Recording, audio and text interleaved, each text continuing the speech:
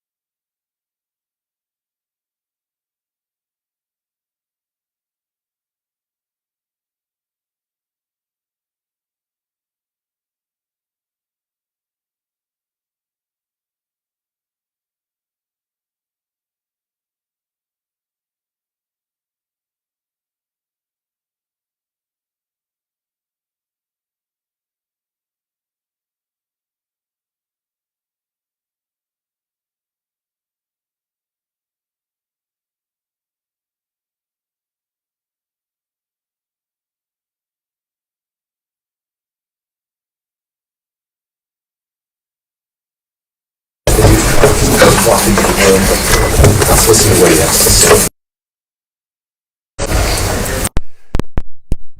My name is Nathan, the district attorney of Podia.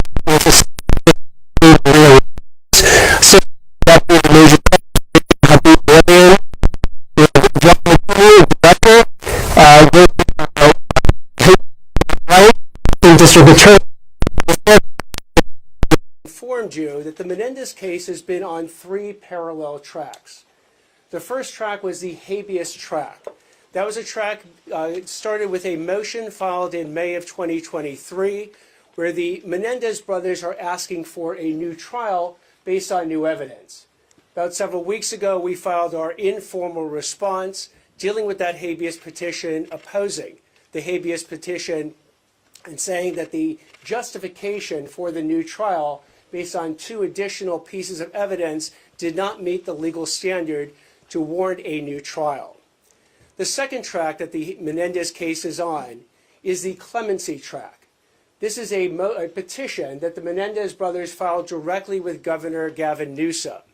He could have acted on this petition either now, he could have acted on any moment since he has been in power since 2019. He can act on it today if he so chooses. He has unilateral constitutional power to commute the Menendez's sentences if he chooses and release them today. There is no hearing he needs to have, there is no deadline, and he can also do nothing. The third track is resentencing, and we are here today to discuss that third track. The resentencing is a law that was passed by the state legislature in California, somewhat unique law to California, that basically gives the judge, under certain circumstances, the power to resentence someone who has been previously sentenced. In this example, potentially, the judge could resentence the Menendez brothers from life without the possibility of parole to life with the possibility of parole. Now, resentencing hearings get started in 2 different ways in this case. One of the ways is that the court has initiated these proceedings itself under Penal Code Section 1172.1A1. The second way it also got started is when the prior district attorney filed a motion under this code section to begin the resentencing proceedings. What the position we are taking today is that we will go forward. We are prepared to go forward with the court's initiated resentencing proceedings and look forward to a resentencing hearing on that motion. However, we are asking the court to withdraw the previous district attorney's motion for resentencing because we believe there are legitimate reasons and the interest of justice justifies that withdrawal. Now, when one deals with resentencing, one of the key hallmarks of resentencing is, do the defendants pose an unreasonable risk of danger to the community? One way to decide if they pose that risk is to understand if they have been rehabilitated. And one way to understand if they've been rehabilitated is, have they accepted and exhibited full insight into the crimes that they have committed and accepted complete responsibility for their criminal actions. Governor Newsom gave us a primer on how this actually works when he dealt with the Sirhan parole recommendation that had been made to him back in 2021. At that point, Sirhan, who was the assassin of Senator Robert F. Kennedy in the Ambassador Hotel back in 1968, had been up for parole hearings 16 times. For the first 15 times, the parole board denied parole. But on this 16th time in 2021, the parole board recommended a grant of parole to Governor Newsom. So he looked at the case and he actually issued a written decision. And in that decision, he analyzed the factors that were both in favor of parole, and there's an analogy to resentencing, and the ones that weren't. The ones that were in favor for parole was that at the time of that parole hearing recommendation, Sirhan was 77 years old. He had been in prison for 54 years. He was suffering from a diminished physical capacity. In his childhood background, he had lived through a war-torn area. He was 24 at the time that he committed those crimes. And while in prison for those 54 years, he had engaged in comprehensive involvement in rehabilitative and self-improvement programs. He earned his Associate of Arts degrees and other certificates. He engaged his classification score, which is an analysis by the California Department of Corrections and Rehabilitation as to what type of risk level you're at, was at the lowest. It was a 19. In fact, the California Static Risk Assessment said it was that lowest level. His rule violation reports, that's the number of reports that he had experienced since he had been in prison since 1968, was 2. And the last one was in 1972. He had letters of support from prison officials, and he had letters of support from 3 of the 9 living Kennedy family members. Yet the governor looked at all those positive factors, recommending parole for Sirhan. Now it's in 2021, 2022. But he said that one factor overcame all those other factors. And that one factor is that Sirhan had not demonstrated full insight into his crimes. He had not completely accepted responsibility for his actions based on his multiple stories of what had occurred that night in 1968. So notwithstanding the fact that he did not, he had all these positive aspects, and he had the parole board recommending a grant of parole, in January 12, 2022, the governor wrote that Sirhan poses an unreasonable risk of danger to the community and denied that parole.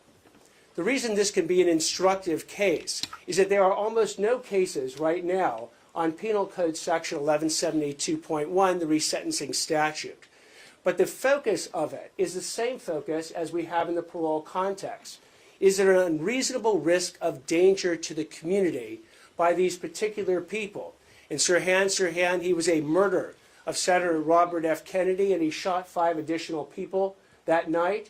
And here we have the Menendez brothers, who are murderers of their parents the night of August 20th, 1989. While Sirhan is 77 at the time that Governor Newsom made his decision, right now the Menendezes are either 57-year-old for Lyle Menendez or 54-year-old for Erik Menendez. They've served 35 years in prison. Sirhan served 54 years. They don't suffer from the diminished physical capacity that Sirhan does. They had also childhood allegations of physical, sexual, and emotional abuse in their childhood, while Sirhan had never been arrested or charged or convicted of any crimes before his offense. Erik Menendez had been arrested for multiple residential burglaries and received diversion, and Lyle Menendez had also been arrested for multiple residential burglaries. When it comes to rehabilitative programs, yes, both Sirhan engaged over the 54 years in significant programs, as have the Menendezes. When it comes to education that they earned, Sirhan earned an Associate of Arts degree. Erik Menendez has earned multiple Associate of Art degrees and is currently enrolled in UC Irvine. And Lyle Menendez earned his Bachelor of Arts degree from UC Irvine. As far as classification scores, they're all at the same level, a 19, which is considered the lowest level you can be at in the prison system. With respect to that California Static Risk Assessment, they're all at the lowest level. Rules violations, you had 2 for Sirhan, the last one in 1972. You have 9 for Erik Menendez, the last in 2021, and 8 for Lyle Menendez, the last in 2024. They each have letters of support from prison officials, and the Menendezes have multiple letters from all living victim family members aside from one who recently passed. And they received those letters in support of their being released. With respect to them, the key issue of exhibiting insight, full insight into their crimes, and completely accepting responsibility for their actions, this is where the Menendezes, like Sirhan, also fall short.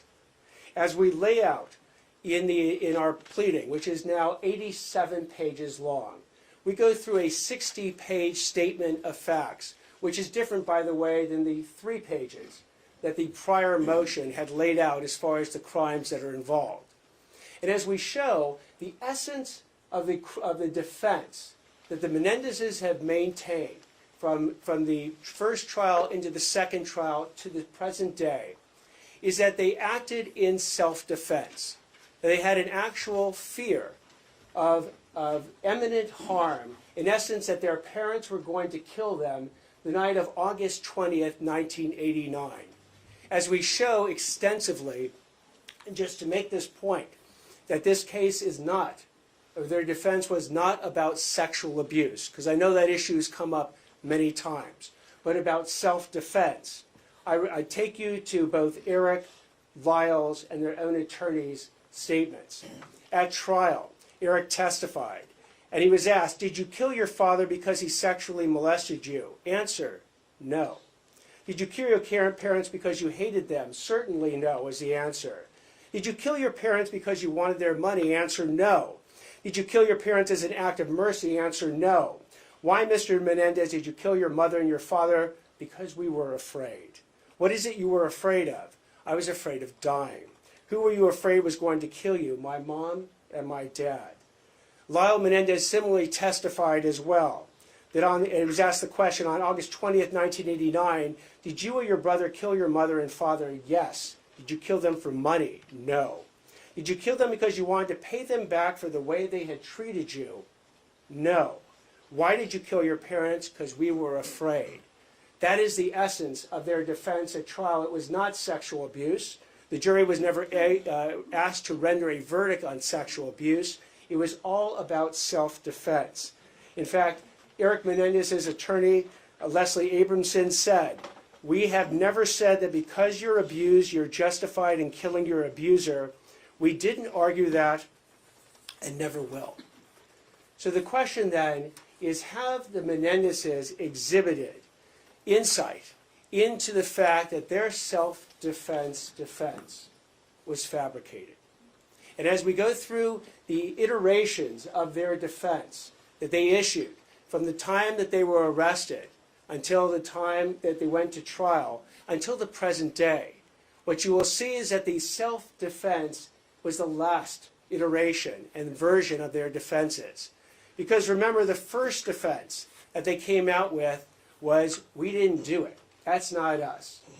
If you remember the 911 call, if you remember Erik Menendez screaming and crying when the police came out that night, he says to the police, "We're going to kill them," referring to the people who had just murdered his parents. "We're going to kill them.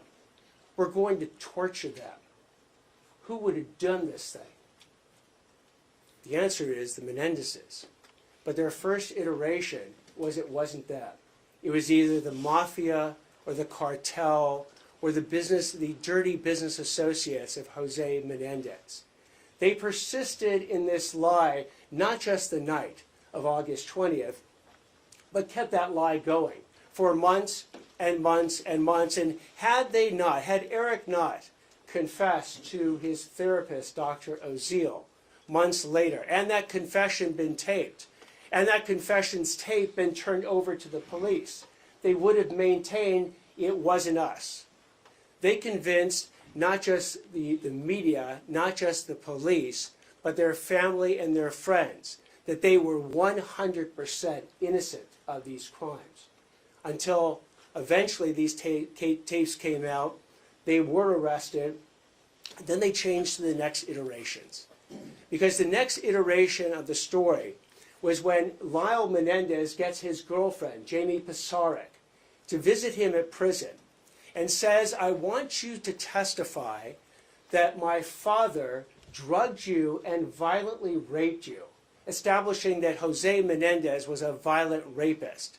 Jamie Pisarek refused to do that. So the next iteration of the story was that Lyle Menendez asked Jamie Pisarek and said to her, "Well, Erik Menendez was raped by my father, but I was raped by my mother." That's a story that was then repeated to Erik and Lyle Menendez's uncle, Carlos Baralt, that Erik Menendez was molested by the father, but Lyle Menendez was molested by the mother. That iteration didn't go forward. The next iteration that ultimately came out at trial, and just before trial, was that both boys were molested by the father. But as you heard a moment ago, that wasn't a defense to the charges of first-degree murder with special circumstances.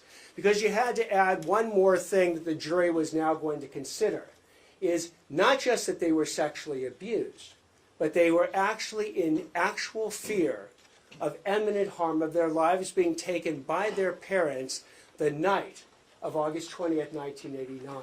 So self-defense is the defense that they set forward at the trial. But what we show in our pleading is we go through the timeline to show that the Menendezes have basically engaged in not just the ultimate lie of self-defense, but a whole series of lies around it. And they took actions that were both premeditated and deliberate, not just sort of immediate responses to their parents somehow threatening them the night of August 20th. We point out that days before the murders on August 20th, on August 18th, the Menendezes drove 120 miles to San Diego to purchase shotguns and ammunition and used a fake ID and a fake San Diego address to make sure that the guns and the ammunition would not be connected to them. The day before the killings, August 19th, they go to a firing range and they find out that the birdshot ammunition that they had bought isn't good enough to kill someone.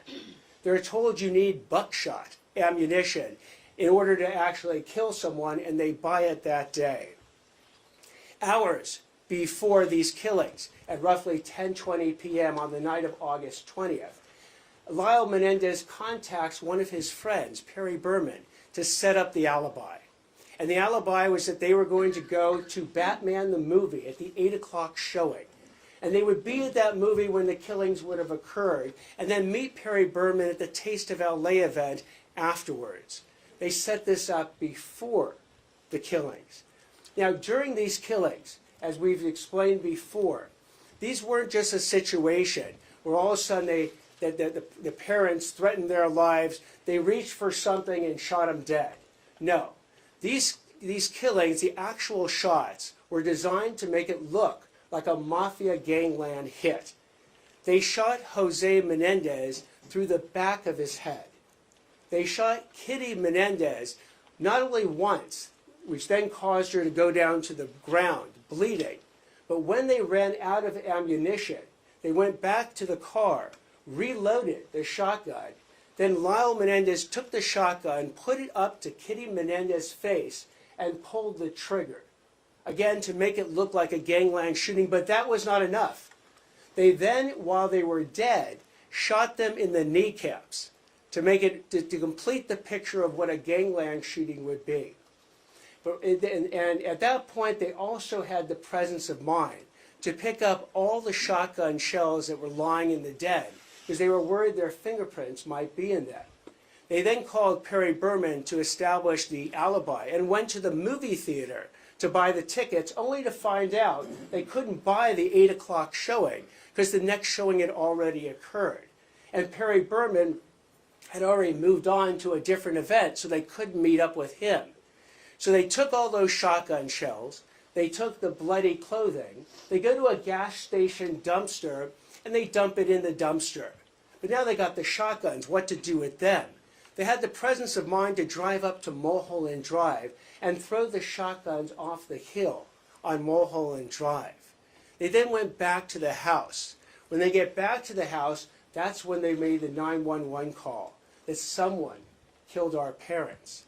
And then when the police arrived, that's when they said, as I said before, when Erik and Lyle are running out screaming and crying, and Erik says, "I'm going to kill them, I'm going to torture them. Who would do this?" Knowing, of course, that it was him and Lyle who had done that exact crime a little more than about an hour and a half beforehand. So you had a situation then where thereafter they engage in this deception, the mafia hoax, the lies to their friends, their family, the media, and the police. And what's interesting as well is the actions they take immediately afterwards. If these were kids that had just lost their parents, you would think the last thing in their mind would be to check on where the will is. But sure enough, within 48 hours, they go ahead and obtain the computer that they believed a new will had been written on, disinheriting them, bring in a computer expert to delete and then double delete all the files dealing with Erik, Lyle, or Will that are on the computer. Go ahead and remove the safe from the family home into a neighbor's home to look at the safe only to determine there was no will in that. And then even go to the bank safe deposit box to go ahead and see if Jose Menendez had put the new will there, disinheriting his sons as he told them he was going to do. So the story again keeps going on, and today Erik and Lyle Menendez, at least from the beginning, fully expected for them never to go to prison because they had successfully convinced everyone that they didn't do it until they spoke to Dr. Oziel. And Erik, feeling the pangs of guilt, feeling even suicidal, talked to Dr. Oziel and basically told Dr. Oziel that they had done it. When asked about why they killed their father, they didn't mention self-defense. Why they killed their mother that night, they didn't mention self-defense. What they said about the father, what Erik said, is that he was a controlling, dominating force, and that is the reason that he was killed. When he was asked about the mother, he said the mother would be a witness to the crime, so she had to die. That the mother was so miserable because the father had had an affair that we needed to put her out of her misery. That the mother could not live without the father, and if we were going to kill the father, we had to kill the mother. What doesn't happen in any of the taped conversations with Dr. Oziel, and remember, he is being brought on by the attorneys to eventually go ahead and prepare a defense to the murder charge. So what they never tell Dr. Oziel in all the taped confessions is that they were in any fear of their life that their parents were going to kill them that night or any night, and that they experienced sexual abuse by the father. So the story then goes on, because once they get into jail, additional lies come up. I've spoken before about the lies that Lyle tried to tell with Jamie Pizarnik about her being violently raped by Jose Menendez. They also enlist another of Lyle's girlfriends, Tracy Baker, where Lyle literally writes her a script, a letter that is found later, that lays out a story of the mother trying to poison the Menendez brothers and the entire family. Tracy Baker actually testifies to this false story in the first trial, though not in the second. And not only that, but Erik and Lyle Menendez each testify to this fake "mom's going to poison us" story. What we also find out is that Lyle enlists one of Erik's friends, a guy named Brian Eslamania, to go ahead and corroborate the self-defense story. How is he going to do it? Because the letter that Lyle writes to Brian Eslamania, which is actually found by the police, he has detailed instructions down to the actual word that Brian's supposed to say that the day before these killings, the Menendez brothers came to him to get his handgun in order to establish that they had this fear of their parents even at 24 hours before and tried to get a handgun. That is actually disproven. And when it's disproven, again, Brian Eslamina says, look, I didn't have that conversation with the Menendez brothers, and I didn't even have a handgun to give them, even if they said that I did. So you have these situations. The Brian Eslamania attempted suborning perjury. The Jamie Pizarnik attempted suborning a perjury. And the Tracy Baker actual suborning a perjury that the Menendez brothers engaged in to establish this self-defense. But it failed. And the reason we know it failed is that a jury heard all this evidence. And the jury, the second jury, the first jury hung.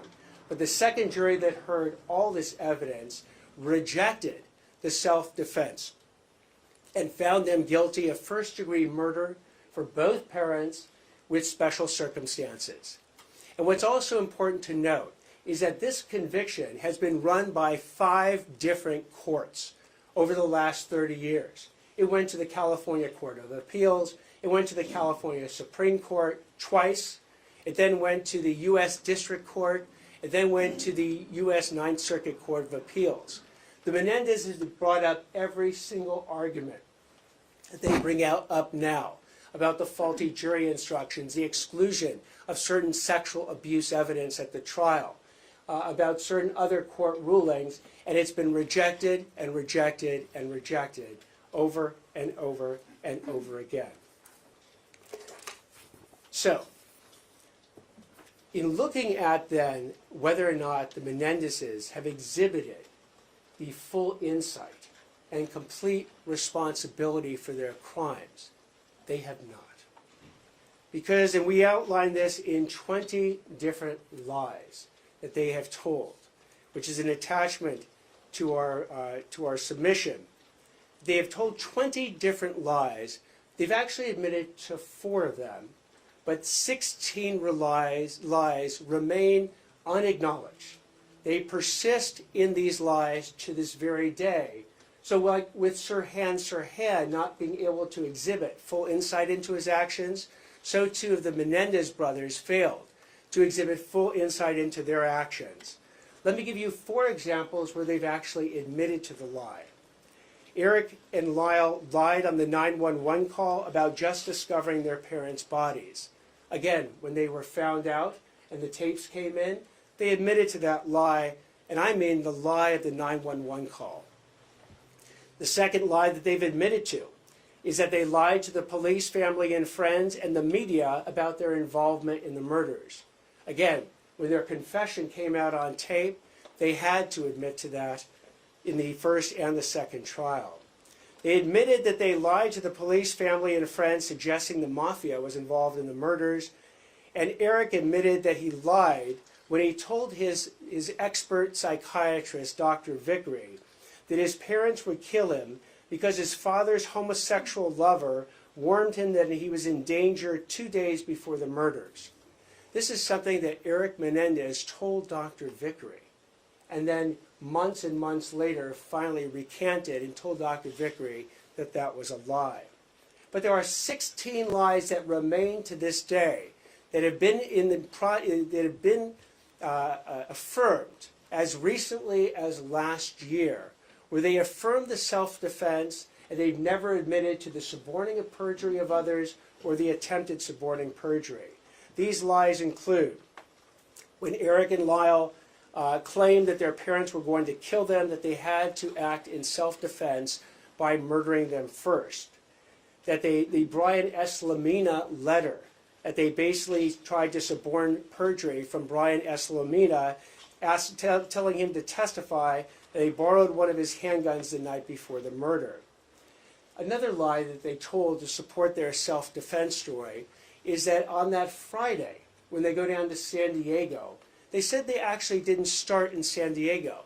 They said they started at the Big 5 sporting goods store in Santa Monica to try and buy handguns. That unfortunately there was a 14-day waiting period, they said, so they couldn't buy the handguns at that Big 5 sporting goods store in Santa Monica. They both testified to this. Turns out, as the evidence came in at trial, the Big 5 sporting goods store in Santa Monica hadn't sold handguns for 3 years at that point. So it was impossible for them to have actually gone and tried to purchase a handgun instead of a shotgun that particular day. They've never admitted that they provided that fake ID and fictitious address to buy those shotguns in San Diego in order to conceal their connections to the shotguns and the ammunition. They just said that they used a fake ID because they had driven all the way down to San Diego and forgot their California driver's licenses. They testified that the day before the murders, they had stayed away from the home all day that Saturday, even though a witness came forward, who was the pool repairman, who said they were playing tennis that day at the house and disrespecting the parents who were in front of them. Again, another lie which they have never acknowledged. They lied when they said they didn't plan that alibi before the murders. They lied when they said they did not ask Perry Berman to come back to their house in order to be a witness on the discovery of the mutilated bodies. They lied when they said that they did not stage the murders to look like a mafia gangland hit. They lied when Lyle said that he tried to suborn that perjury from Jamie Pisarcik about his father drugging and violently raping her. They've never admitted that they lied when they testified that their mother was so dangerous and unpredictable that she tried to poison the whole family. And they've never admitted the suborning of perjury from Tracy Baker when they actually got one of Lyle's girlfriends to testify to the fake mother's poisoning the family story at trial. They further lied when they testified that they thought their parents were going to kill them during their Saturday afternoon fishing trip. They lied when they testified that when they burst into the den with their shotguns, that it was too dark to see and their parents were standing up or moving towards them. Expert testimony showed that at all times the parents were seated on the couch when they were shot, or mom was on the ground bleeding to death when Lyle came back and shot her in the face. They lied when they said that they testified that the reason they rushed in on their parents was because of self-defense, and they thought that their parents were going to shoot them first that evening. And they lied when they testified that Dr. Oziel blackmailed them into confessing on tape to murdering their parents. We lay out this series of 16 of the 20 lies that they have never acknowledged, never showed insight into, never completely accepted responsibility for. By the way, what I just described to you was mentioned in a paragraph in the original motion that was filed by the district attorney's office. There was no discussion of exhibiting insight into one's actions or completely accepting responsibility for it in the original motion. So we are basically, in some ways, offering a path to the Menendez brothers. And here's what the pathway looks like.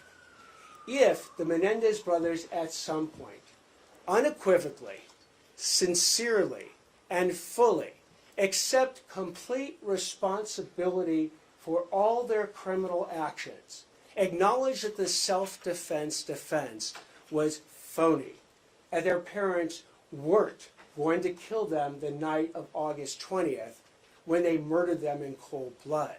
Acknowledge that they suborned or attempted to suborn perjury in all the various ways I have outlaid. If they go ahead and finally come clean with the court, with the public, with the DA's office, with their own family members, and acknowledge all these lies, and then can be said to have fully and completely accepted responsibility for their actions. In the future, the court can weigh these new insights into making a determination as to whether they now qualify for rehabilitation and resentencing. And the people will do the same. The district attorney's office, if it is presented with these new insights, unequivocal, sincere acknowledgments of all the lies they have told for the past over 30 years, we too, in the district attorney's office, will reconsider whether or not we would want to go forward with a resentencing motion. But for now, while the Menendez brothers persist in telling these lies for the last over 30 years about their self-defense defense, and persist in insisting that they did not suborn any perjury or attempt to suborn perjury, then they do not meet the standards for resentencing. They do not meet the standards for rehabilitation. They have not exhibited the full insights and accepted complete responsibility for their actions. And as a result, just like in the Sirhan case, they pose an unreasonable risk of danger to the community, and the resentencing should not, therefore, be granted. I'm going to stop now. I'll take any questions that anyone has. After I'm done with these questions, Maria Ramirez will address the Spanish-speaking media and provide information at that point.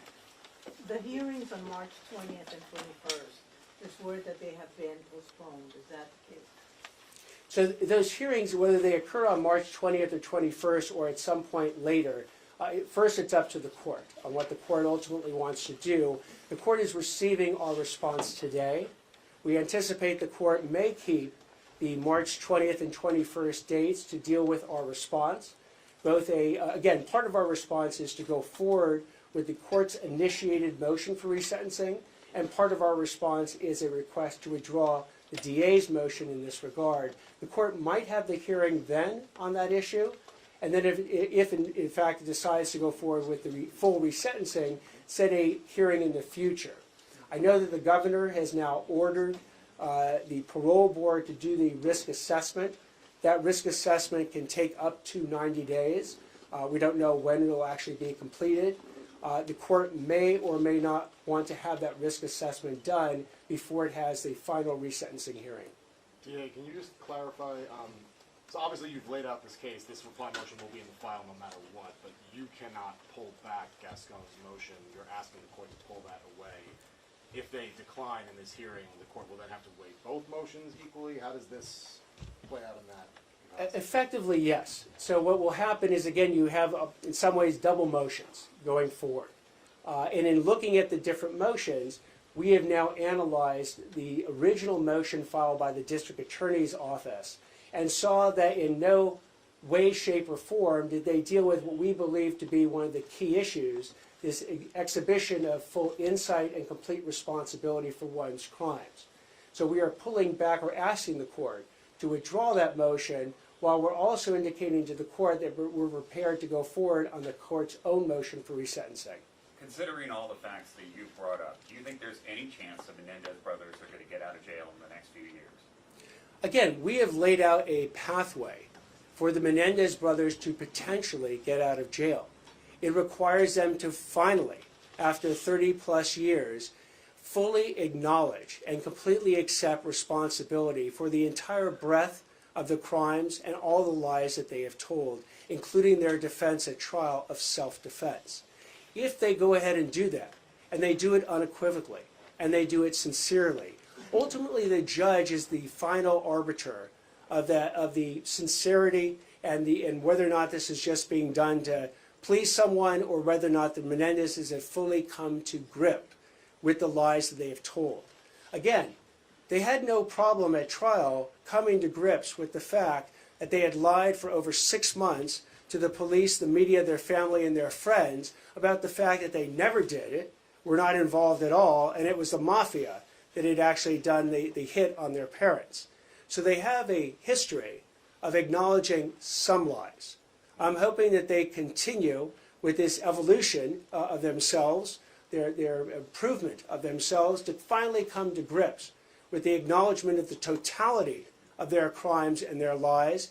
And at that point, the court may very well entertain the idea that they have met all the criteria to not only be rehabilitated, not only no longer pose a danger to society, but to be resentenced. But you don't think they're getting out of jail until they do that? Our position is that they shouldn't get out of jail. Now, ultimately, that is a position. We bring that position to the court. The court can agree with it, the court can disagree with it, or modify it in some respect. I'm sure that the Menendez's lawyers will be arguing that the court should go forward now with the resentencing. I've spoken to the Menendez family members. And by the way, I spoke to the Menendez family members who support the Menendez brothers before I spoke to Milton Anderson, who recently passed. I spoke to him after I spoke to the Menendez family members, and they certainly would like him out, or them out, tomorrow. And they'll be encouraging the judge to do the resentencing now. But as we have looked through the facts and the law, and that's what's governing our opinion. It's not emotion, it's the facts and the law. They have failed to meet these requirements to show that they are no longer an unreasonable risk of danger to the community, and that is why our position is that resentencing, if it occurs, they shouldn't actually be resentenced. Sir, Have just you to called clarify, the family? Have you called the family outlined by all any these. chance and notified them of your decision today? We have not actually spoken directly to the family today. We filed this at the earliest possible time we could at 8:30. We're having this press conference at 10. But when I spoke to the family before, it was an over 3-hour meeting with the family members, the over 20 family members that support the Menendezes being released.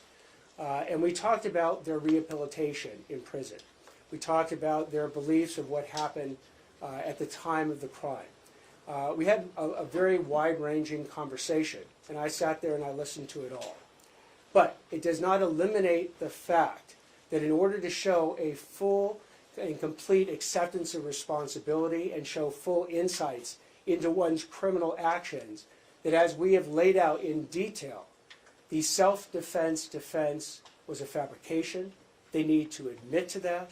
They need to admit that they suborned or attempted to suborn all the perjury. And at that point, we might be in a position, if they do it sincerely and unequivocally, to be in a position to then go back to the court and recommend resentencing. On the note of the Right here. handful of weeks, what if they do that in the next couple of weeks before the resentencing hearing? They acknowledge everything, and would you find that to be sincere? Would that Yeah, change your given that opinion? you've talked about all the lies they've said, how would anything that they would tell you, how would you deem that to be sincere after you've gone through this whole litany of lies that you claim they've made? I will address that in the same way that people ultimately were able to believe the Menendezes when they admitted to the first several lies, the first 4 lies. Because remember, at that point, you had a situation where the Menendez brothers said, we didn't do it. The mafia did it. But they took the stand repeatedly at trial and said under oath that no, we lied when we said we didn't do it. We lied when we said the mafia is the one who gunned down our parents. And they were able to, again, express under oath that belief, and they did it over and over and over again. So if the Menendezes go ahead and want to, at any point, whether it's today, whether it's weeks from now, months from now, or years from now, finally and unequivocally express that they and acknowledge the lies that they have told and persisted in for over 30 years, then we will certainly evaluate the quality of that sincerity and decide whether or not it's real or fake, whether or not it's just designed to get out of jail, or whether or not they truly believe and acknowledge the full breadth of the crimes and lies they have told in deciding what to do at that point. And as importantly, the court will have to make that decision, and that decision is the court and the courts alone to make. Yeah, the family filed a Marcy's Law complaint. I'm sure you've seen this with a wildly different characterization of the meeting than you've offered in the past. They are actually claiming you were hostile towards them, that there was they are letting you have bias and asking for your removal from the case. I don't know if you have any. You've obviously offered a different characterization of that meeting. Do you dispute that, the description that they made? So it was a 3-hour meeting. And remember, the district attorney is not obligated to meet with any of the family members. Not even obligated to necessarily, certainly not obligated to meet in person. I could have taken written communications from any of the family members and actually did receive some written communications. But I sat there for over 3 hours. I didn't tell any of the Menendez family members what to say or what I wanted them to say. I said, whatever you want to say to me, please say it. And I sat there and listened to everyone who wanted to speak to me until they were done speaking. So if they've characterized that meeting in whatever way they're going to characterize it, so be it. I understand that the Menendez family members want, the ones that are supporting this, want the Menendezes out today. They could go to the governor if they wanted to actually achieve that, literally go to the Governor Newsom today, and he could commute their sentences and release them today. I, on the other hand, am bound by the facts and the law as it pertains to an analysis of whether or not resentencing is appropriate. And that is what I've done. You know, again, the jury heard this self-defense defense way back when, and the jury rejected it. We're just basically, in many ways, following the jury's verdict from way back then, while the Menendezes have for over 30 years not only rejected the jury's verdict, but persisted in the lie of self-defense and the related lies I've talked about in the back. Why still go through with this while it's in the governor's hands? Some could say it makes no sense. Why go through the resentencing? That's actually up to the court. The court can decide to continue a hearing and wait for the governor to weigh in. The court can have and keep the hearing on March 20th and 21st. District attorney is not going to tell the court what to do in this respect. Yes, over here. What about the issue of the age they were when they committed these crimes and how laws have changed with regard to life without the possibility of parole? Good point. Sirhan was 24 years old, and the law says that youthful offenders are under the age of 26. If you actually look at the governor's decision dealing with Sirhan, he mentioned that he has to give special consideration to the age of a particular person, particularly if they're under 26, that the law requires. And so too, for resentencing, should the court give such consideration to the age of the offender. Sirhan was 24, Lyle Menendez was 21, Erik Menendez was 18 when they committed their murders. So yes, we need to give that consideration to the age of the offender, and I use the example of Sirhan, where that consideration was given, but yet the failure to exhibit full insight into one's actions and completely accept responsibility for the breadth of one's crimes overcame the pro-parole factors that the governor considered. Going back to what the family had claimed in their letter to the U.S. Attorney's Office, beyond how they framed the meeting, they say in an ongoing way you are biased against the Menendez brothers. How do you respond to those claims? I am not. As I've said, not only am I not biased, but I will follow the facts and the law wherever they take us. And in fact, so much so that I've explained in quite long detail exactly where the lack of insight into their criminal actions occurs. I've outlined 16 different lies, 20 lies total, 4 of which they've acknowledged, 16 of which they have not. So I've outlined a pathway in the district attorney's position on how the Menendezes could exhibit these new insights. Now, whether they're sincere, whether they're unequivocal, that's between the Menendezes and mostly the court as to whether or not the court actually believes that. But if that were to occur, then I've said the district attorney's office, if it believed that these new insights were sincere and unequivocal, then we would reconsider whether or not we would go forward on a resentencing motion. You referenced your new filing is 60 pages, and the filing from the previous DA's office was just 3 pages. What I meant to reference, if I wasn't clear, is our statement of facts dealing with the crime was 60 pages. The statement of facts dealing with the crime in the original motion was 3. Do you think that was incomplete? I'm sorry? Do you think that was incomplete? Do you think they did a poor job or poor framing? I think it was incomplete because they never undertook the key analysis of whether or not the Menendez brothers have exhibited this full insight into the breadth of their criminal actions or completely accepted responsibility for all of them. As a result, we spent, and also the original pleading focused mostly on the probation report, statements made in the probation report. We went to the trial. If you actually look at our 60 pages, there are references to trial transcripts. There are references to court appellate opinions that analyze the facts. We didn't rely on a probation report where a probation officer is summarizing testimony, where that testimony is not under penalty of perjury and not subject to cross-examination. We went back to the source materials. Now, what was involved in that? It was a review of most of, 50,000 pages of trial transcripts from 2 months-long trial, thousands of pages of prison records, hundreds of hours of videotaped testimony. We also spoke to prior prosecutors, defense counsel, the Menendez family members, as I mentioned, and law enforcement. So we did as best over the last several months a full debrief and download on the Menendez case to arrive at the position that we've arrived at today. I'll take one more question right here. Who would they have to tell that they accept or take responsibility for those lies or actions? Who would they have to express it to? They can do it in any form. Ultimately, it has to be to the court, because the court will be the arbiter and the judge of whether or not the Menendez brothers have finally exhibited full insight into their crimes and completely accepted responsibility for them. So, however the Menendez brothers want to convey that sincerity and that unequivocal admission that they have lied to everyone for the past 30 years on their key defense of self-defense, suborning perjury, and attempting to suborn perjury, I will leave to the Menendez brothers and their counsel. It has to be during a hearing.